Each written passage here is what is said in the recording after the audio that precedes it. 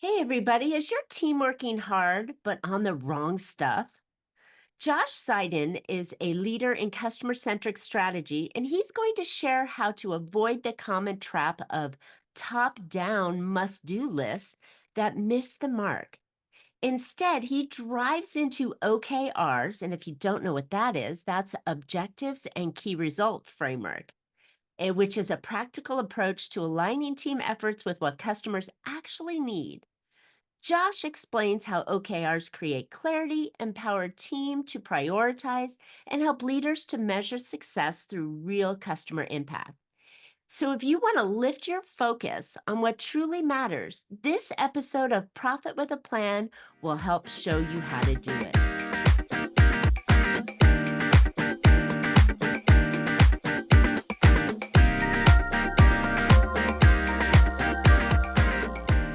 Hey, entrepreneurs, are you ready to boost your profits and grow your business? Welcome to Profit with a Plan podcast, where we share strategies to help you scale your company, increase profitability, and set up for a successful exit. I'm your host, Marcia Riner, a business growth strategist and the profit booster behind Infinite Profit. I've helped countless entrepreneurs to build highly profitable and sale ready businesses. That's more profits now and a bigger payout later. By the way, today's episode is sponsored by Infinite Profit, where we don't just talk profit, we deliver it. And if you're ready to take your business to the next level, visit Infinite Profit Consulting to start boosting your bottom line today. Now, I got one more thing before we dive in. I've got something really special for you. So, if you ever wanted to avoid profit plateaus, operational headaches, or those pesky growth roadblocks, go grab my free Profit Booster Playbook at boostingprofit.com, where I share 3 essential strategies to elevate your profits. All right, let's jump into today's episode. Our guest today is Josh Seiden. Josh has worked with hundreds of organizations as an individual contributor, leader, founder, and consultant. As a software designer turned coach, consultant, and speaker, he has helped organizations fuse strategy, become customer centric, and utilize evidence based decision making to become more agile. And that's with a lowercase a, to make better products and achieve greater success.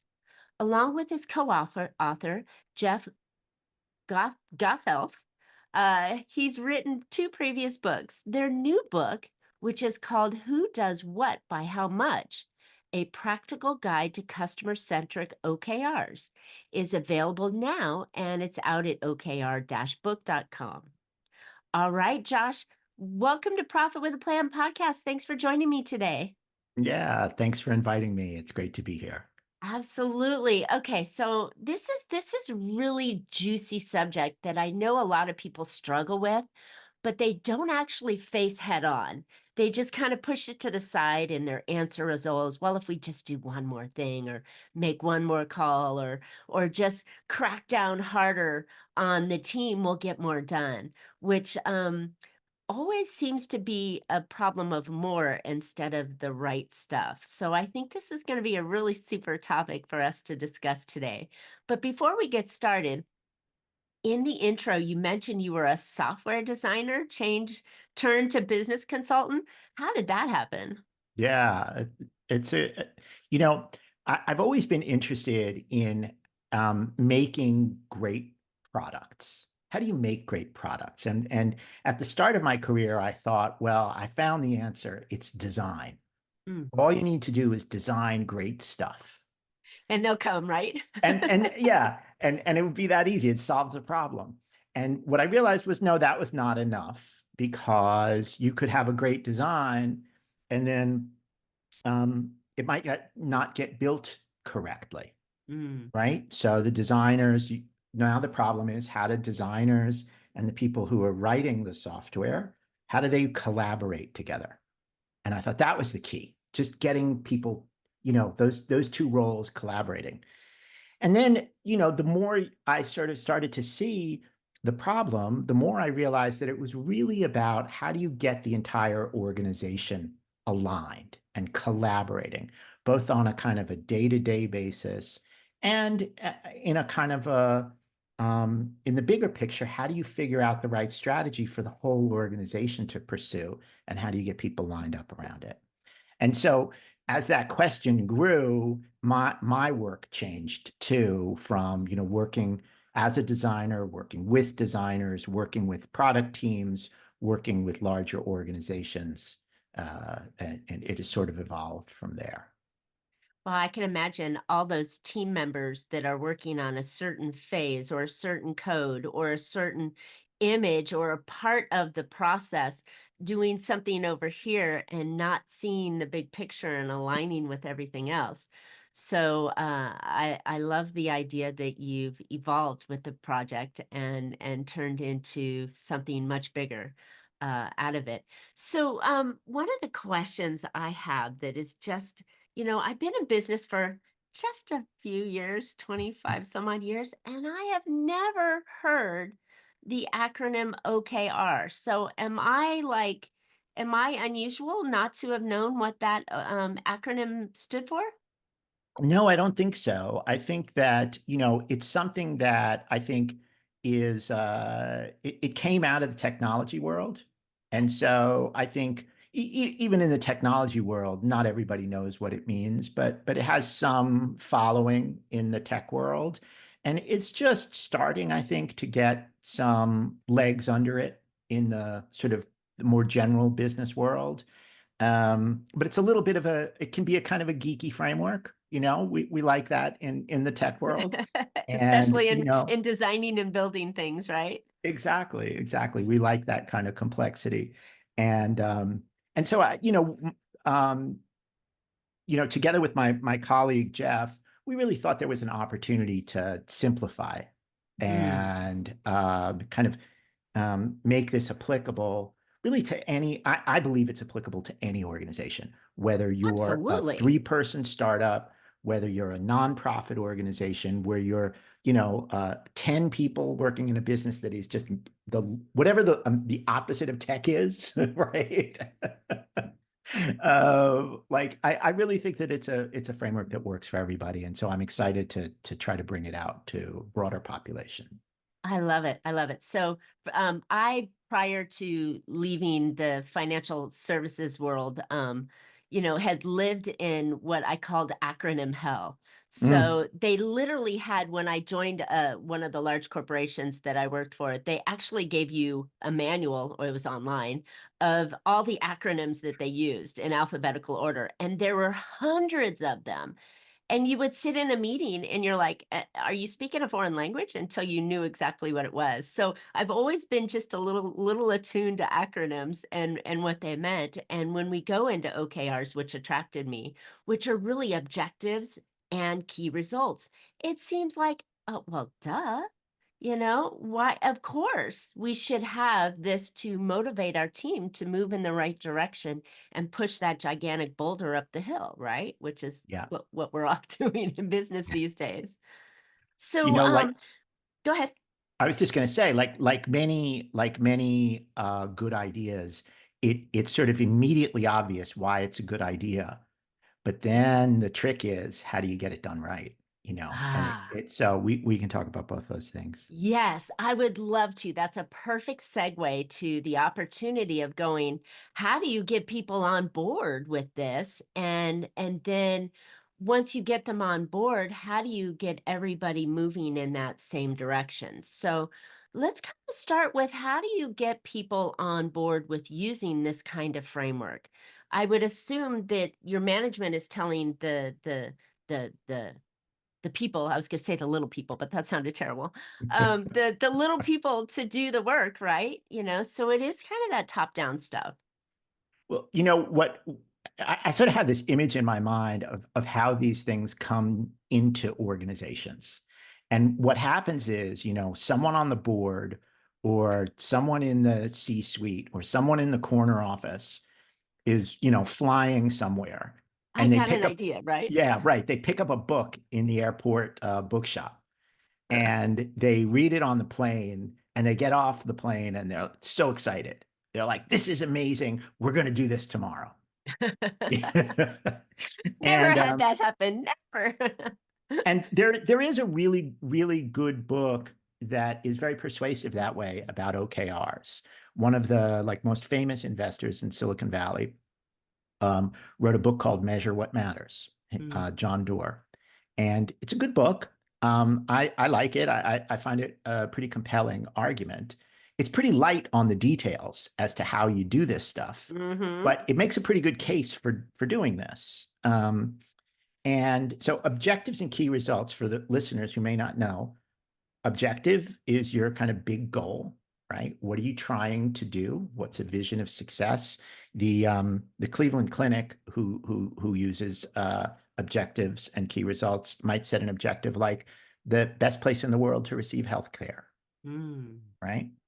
Um, and then the key results are how you measure it, right? And so, how do we know that we are making progress towards that goal? And you usually have a small set of measures that you put in place, 3, 4, um, to track your progress. And what's interesting and exciting about it is it doesn't tell people what to do. Mm. And so it has the goal and it has the measure, and then it sort of has this place where people can use their smarts and their creativity and their experience to figure out, well, okay, in my department, how is my department going to contribute to making this place the best place in the world to receive healthcare, right? And so it's a way of leading an organization with an objective, right? Without necessarily telling people, you do this, you do this, you do this, you do this, you do this. I like it. So, does it only work for big global objectives like we're going to be the best place for healthcare, or we're going to be the leader in X or Y, or we're going to be the most, on time delivery? Is it only for really big objectives, or can we use it for small objectives as well? Well, we can use it for both, right? So we can create these kind of big, compelling visions that a large organization can all kind of align around. Mm-hmm. But we can also make it something that a small group of people might align around. We might have a let's say we're a 10-person company that wants to we see an opportunity to, I'm going to make something up, eliminate food waste, Oh, right? fun. Okay. Or make it easier to get a restaurant reservation, or, we'll pick a couple of simple examples, right? Little companies. And you might say, well, okay, what's the most important thing we have to do this year, Mm. right? What is the most important thing we need to do this year? Well, it might be that, let's say in this eliminating food waste, we might need to build our credibility. It Mm. might be that, like, if we're really going to succeed here, we have to become a credible partner for food distributors to help solve their waste problems, right? So our objective might be become the most credible partner to food distribution, restaurant industry, right? I don't know. I'm kind of Okay. making this up a little No, for this it's example, very it's but actually very interesting because you're pulling the layers back on what the true intent of an OKR is, right? You can come in and say, okay, our objective is to make, $1 million in revenue, and our key results are going to be that each quarter we've achieved a certain milestone, right? mhm, But in reality, this can be used in more visionary aspects and more um, uh, cultural aspects rather than just what a lot of business owners focus on, which are what are the numbers, what are the key results, how many new customers do I need to obtain? Are we going to, dominate this market over here? But we're looking at softer stuff sometimes that helps everybody get behind what yeah, we're doing, not just the what, but the why and yeah. why it's important. And I think, one of the ways that it's useful. I mean, you mentioned, setting like our targets in terms of numbers. You know, most businesses are going to set a target, a numerical target for the year, Yep. right? Our Yep. revenue last year was X. We're going to grow by Y%. Absolute. I mean, that's good. That's good leadership, right? Here are the numbers. Here's how we're going to grow. That's good. The problem is, what do I do with that? Right? Exactly. How? All right. How? And so it's like, I think what tends to happen is that there's these numbers. We set these like big goals, right? And then we go like all the way down to the other side to tactics.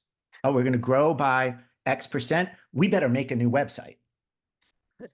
That's the first thing we need to do. Of course, check. Right. Or we're going to release version 2 of our product, or, we're going to open 10 stores or whatever. Right. As opposed to thinking like, what is the piece that connects the goal to the tactics? And that's where that, the OKRs can be so powerful, because the O can help us express the strategy, right? So, well, we're going to grow our business by X%. What's our strategy to do that? Well, we're going to be establish ourselves as the premium brand in the space. That might be the objective, right? That's a strategy. It's a choice for how we're going to pursue that revenue growth. And our key results are what we call outcomes. And so an outcome, and this is the name of the book, Who Does What by How Much? It's a change in human behavior that creates value for us and for the customer. And so we say, well, okay, when we've established ourselves as a premium brand, who is doing what differently by how much? Those are our key results. Well, we might say we're getting we're changing the demographics of our shopper, right? Or we're growing the average shopping basket size, right? Our basket size used to be, $100 per visit. Our basket size is going to be $1,000 per visit. Okay. And so how do we do that? Well, that is a very specific challenge that we might give to the organization. Grow your basket size from X to Y, right? Okay, now we've got all of these potential tactics that we can try that are like defined much more, the target is much more precise than just revenue growth. Right. Right.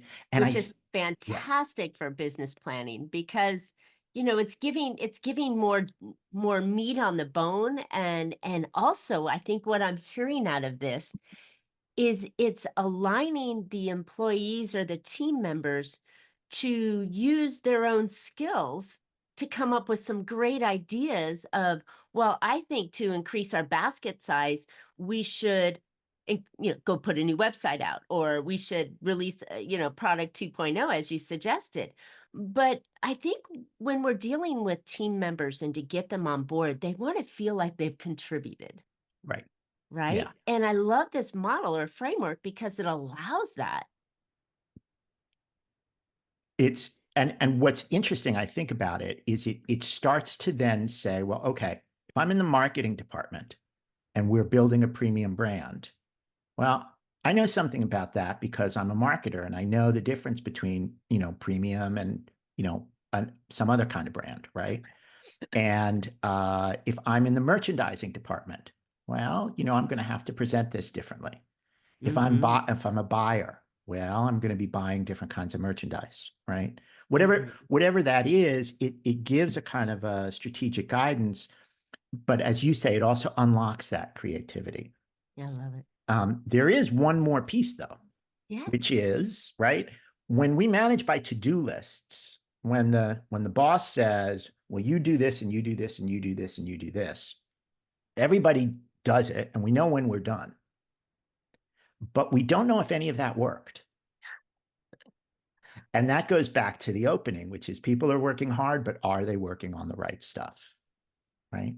For the right reasons too. Yeah. I mean, yeah, you could have that checklist done, but if it came from a disconnected leader who doesn't understand or hasn't really been on the ground with the customers and he's saying, just check these boxes, right? Those customers could be saying, well, I don't really want it this way. I want it this way. And I would prefer, instead of coming into your location, I would prefer that you ship it to me. Right. Yeah, And I'm happy to pay shipping costs, so having that disconnect from everything else. And if you have that checklist, I think you're limiting your team to only think on the checklist rather than to think for themselves and say, is there a better way? that's right. And I would even say that for most leaders, when you get into that position of leadership, you are almost by definition going to be disconnected. Mm. Not Mhm. because you're bad at your job, but because it's a different job. Well, and there's too much stuff between you and the Yes, actual end user customer. exactly. So if you think Exactly. that telephone call with the can and repeat the thing, by the time it gets to the leader, it's a different message. Exactly. So the people in the organization who are closest to that end user or that customer are not going to be the same people who are in the C-suite. Mm. And it's not because, one group is smarter than the other or somebody's doing a bad job. It's just kind of the nature of the job. Distance. Yeah. And so like a canny leader recognizes that and says, look, my people know things that I don't know. And so here's where we're going. Now I need you all to figure out how we're going to get there. Right. I Right. love it. Yeah. I love it. It has a really good feel, especially for today's employees, right? With the ever-changing environment and needs and desires of today's employees, which are our most valuable asset as business owners, to engage them in a way rather than being told, go do, follow this list, or here's how I want you to do it, but to engage them in that kind of environment of saying, how would you solve this problem, right? Yeah. Yeah. And what are your results that you're looking to achieve, and can you, by solving this problem, achieve those results? Then I, as a business owner, is going, wow, now you're worth your check, right? Now you're worth your paycheck, rather than just being a body, you know following a checklist. Right. Right. Right. Hmm. Okay. So these are really great ideas. Where else might we use this kind of model except for the global and down to the nitty-gritty? I mean, I can imagine using these opportunities of learning who does what and by how much to really engage that customer further, right? I mean, Yeah. it's not just Yeah. internal, it's external, right? That's right. I think if you think about change, right? If you think about like Scary word. how do I really create value, right? Um,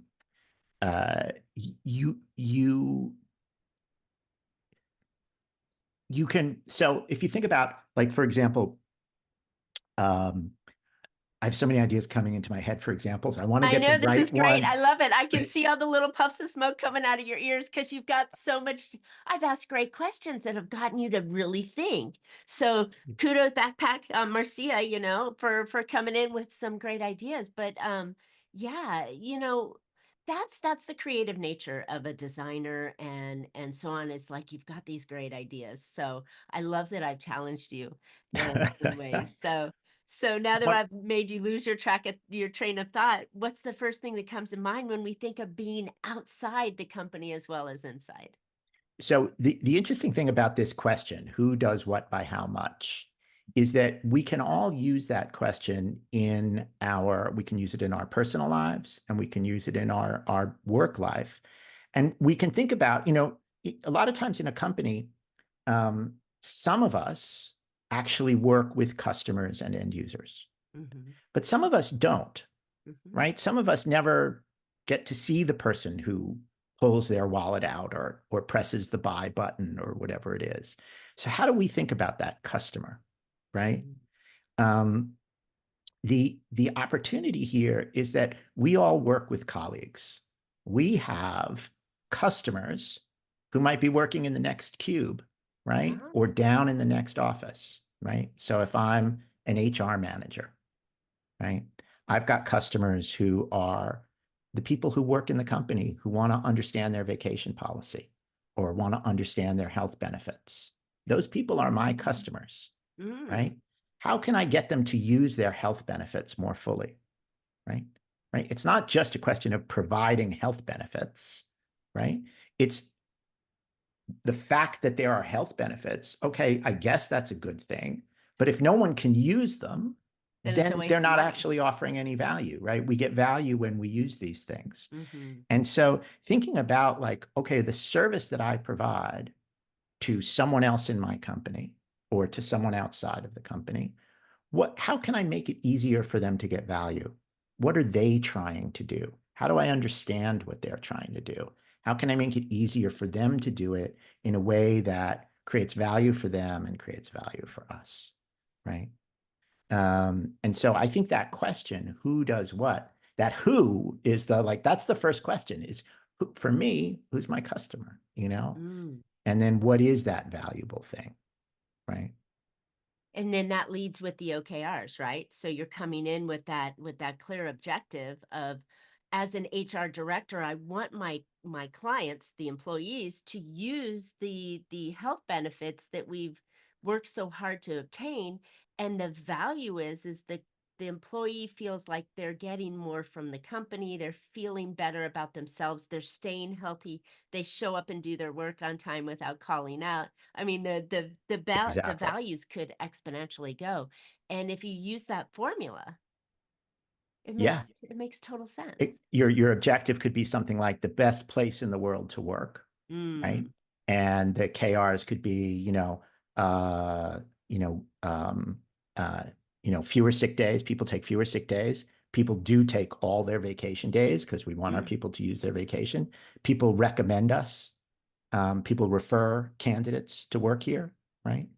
Um, They're and happy uh, and so those things, to stay. then you can kind of say, well, okay, how do I get people to take vacation days? I might not know the answer to that. Even I've set the measure. That's the KR, who does what Mm. by how much. People take all of their vacation days.